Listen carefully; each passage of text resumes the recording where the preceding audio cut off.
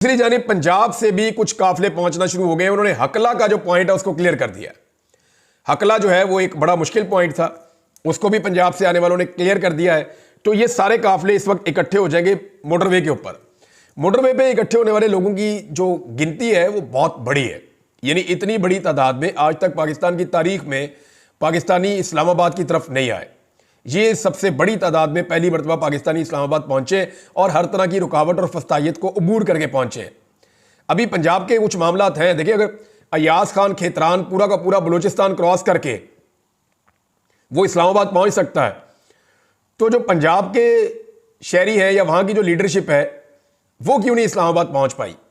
अभी रावलपिंडी और इस्लामाबाद का इम्तिहान बाकी है, उन्होंने अपनी तवानाइयां बचा के रखी हुई हैं। अभी उनके अनाउंसमेंट आना शुरू हुए हैं कि मगरिब के वक्त वो अपनी कार्रवाई शुरू करेंगे।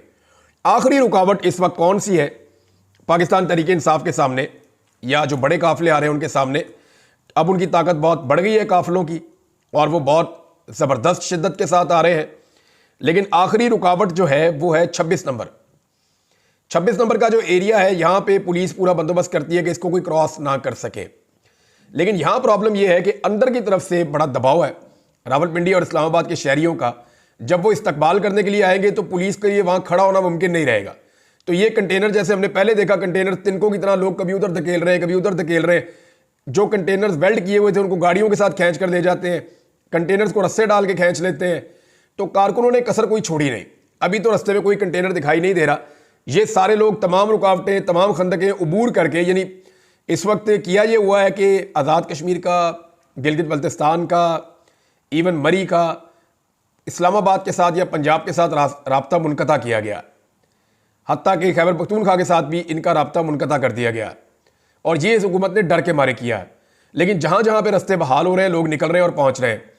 अगर हुकूमत ने फौरी तौर पर मामलात को दुरुस्त ना किया तो जो बड़ी तादाद में लोग मज़ीद पीछे से आना चाह रहे हैं वो कुमक जब पहुँचेगी तो हुकूमत के कंट्रोल से चीज़ें बाहर हो जाएंगी। लाखों लोग आगे बढ़ रहे हैं और इस्लामाबाद के काफ़ी करीब पहुंच चुके हैं। इस्लामाबाद पे एक बहुत बड़ा हुजूम दस्तक दे रहा है पाकिस्तानियों का।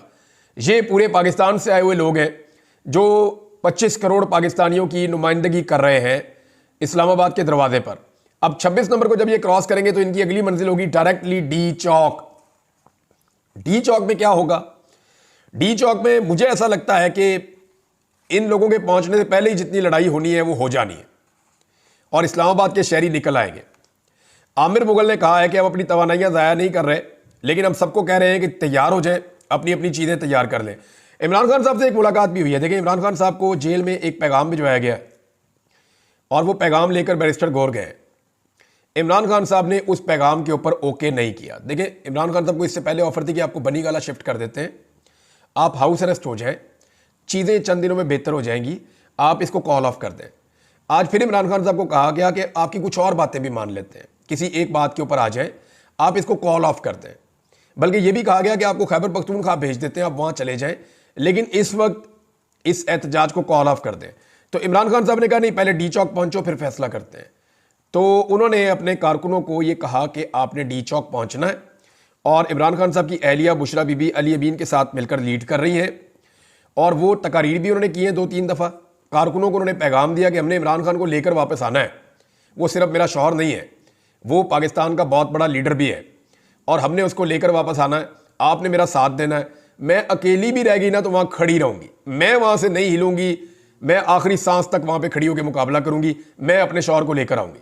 अब बुशरा बीबी तो डट के खड़ी हो गई है, कारकुन भी उनके साथ खड़े हो गए हैं। कारकुनों की हालत यह है कि वो किसी और के ऊपर ट्रस्ट ही नहीं कर रहे, किसी पे भरोसा ही नहीं कर रहे। वो सारे के सारे इस वक्त डी चौक में पहुंच रहे हैं। अच्छा, इस्लामाबाद में जो अनाउंसमेंट की गई है, एक तो इमरान खान साहब ने चिट्टा इनकार कर दिया किसी भी किस्म की डील के, किसी भी किस्म की बात से। इमरान खान साहब के आसाब वैसे बहुत मजबूत हैं, दाद देनी पड़ेगी। इतना प्रेशर डाल के इन हालात में बंदा अपनी बात मनवा लेता है, लेकिन इमरान खान साहब ने कहा नहीं, उधर पहुंचो फिर बात करते हैं। तो पाकिस्तान तहरीक इंसाफ पहुंच रही है।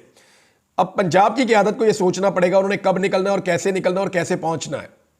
10-12 काफिले जो निकल पड़े थे, जो रास्ते में आ गए थे, वो लोग तो अपने पहुंचने का बंदोबस्त कर रहे हैं। मैंने आपको उन सबके नाम बताया पिछले वीलॉग में। लेकिन जो लोग रह गए हैं उनको निकलना पड़ेगा, उन्हें पहुंचना पड़ेगा। अभी चकवाल ने निकलना है, तलागंग ने निकलना है, कलर कहाल ने निकलना है, अभी तो चक्री ने निकलना है, जेलम ने निकलना है, मंडी भाउद्दीन ने निकलना है, गुजरात ने निकलना है। ये सारे एरियाज अभी बाकी हैं। इन्होंने निकलकर रावलपिंडी और इस्लामाबाद की तरफ आना है। बहुत बड़े काफले जो है वो जीटी रोड से आएंगे, कुछ काफले मोटरवे से आएंगे, और मोटरवे के ऊपर इस वक्त पाकिस्तान तहरीक इंसाफ के लोग ना सिर्फ M1 पर जो पेशावर से आ रही है, बल्कि M2 पर जो लाहौर से आ रही है उसके ऊपर भी काफले मौजूद हैं, और ये सारे इस्लामाबाद की जानिब बढ़ रहे हैं। घंटे घंटे बाद जनाब हुकूमत की प्रेस कॉन्फ्रेंस हो रही है, उनकी घबराहट सबके सामने है, हुकूमत बहुत परेशान है, और इमरान खान साहब अब ऐसा लगता है कि बाहर आ जाएंगे। उसकी वजह मैं आपको बताता हूँ। कल है जी 26 तारीख। 26 तारीख को इमरान खान साहब के रिमांड की पेशी है, जो रावलपिंडी वाला मुकदमा है। इसमें ऐसा लगता है कि मजीद रिमांड नहीं दिया जाएगा, हो सकता है इमरान खान साहब को जुडिशल कर दिया जाए, और अगर जुडिशल कर दिया गया तो अगले दिन इमरान खान साहब की बेल हो जाएगी 27 तारीख को। तो यही एक नया मुकदमा है जिसमें इमरान खान साहब को मजायका खेज मुकदमे में अंदर रखा गया है। दूसरा, जो इमरान खान साहब का लाहौर में 8 मुकदमात वाला मामला चल रहा है, वहां पे हुकूमत के पास अब कोई ऐसी वजह नहीं है कि इमरान खान साहब की जमानत ना होने दी जाए। बाकी सारे केसेस में उनकी जमानत हो गई है, तो इन 8 केसेस में भी हो जानी चाहिए। अगर 27 तारीख को इमरान खान साहब को इन 8 केसों में जमानत मिल जाती है और रावलपिंडी वाले एक में मिल जाती है, तो फिर इमरान खान साहब एक आज़ाद शहरी हैं, इसलिए कि इससे पहले के तमाम मुकदमात में इमरान खान साहब या तो बाइज्जत बरी हो चुके हैं, या उनकी सजा मुअत्तल हो चुकी है, या इमरान खान साहब जो है उनकी जमानत कंफर्म हो चुकी है। अब इस वक्त 27 तारीख की तरफ सब लोग देख रहे हैं।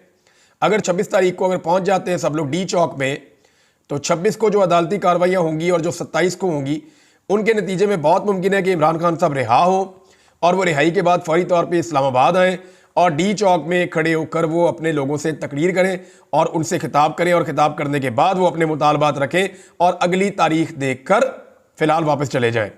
ये एक सूरत हो सकती है, विन विन सिचुएशन सबके लिए।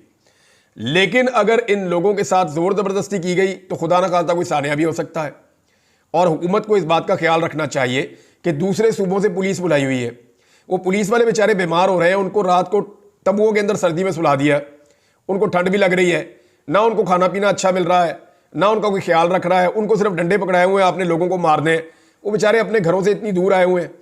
तो मेरी एक गुजारिश उन पुलिस वालों से है कि आपने अपनी सिक्योरिटी का बहुत ख्याल रखना है। यहाँ पे ऐसे अनासर हैं जो फ़ायदा उठा सकते हैं इस सारी सिचुएशन का, लिहाजा किसी भी दहशतगर्दी से, किसी भी वाक़े से आपने अपने आप को बचाना है। किसी की सियासत या किसी की दहशतगर्दी की आपने भेंट नहीं चढ़ना। जहाँ पे आप सोएं या जहाँ पे आप आराम करें, वहाँ पे आपको अपनी सिक्योरिटी के लिए खुद बंदोबस्त करना है, अपने लोगों को खड़े करना है, एक एक बंदे को चेक करना है, और फिर आपने उनको आने देना है। अदरवाइज़ ये यानी एक लैप्स हो जाएगा ना, तो सिक्योरिटी का लैप नहीं होना चाहिए। सिक्योरिटी वालों को चाहिए कि खुद अपना भी ख्याल रखें और अपने साथ जो साथी आए उनका भी ख्याल रखें, क्योंकि इस्लामाबाद इंतजामिया तो खुद गर्ज है, हुकूमत को तो आपसे कोई गर्ज नहीं है।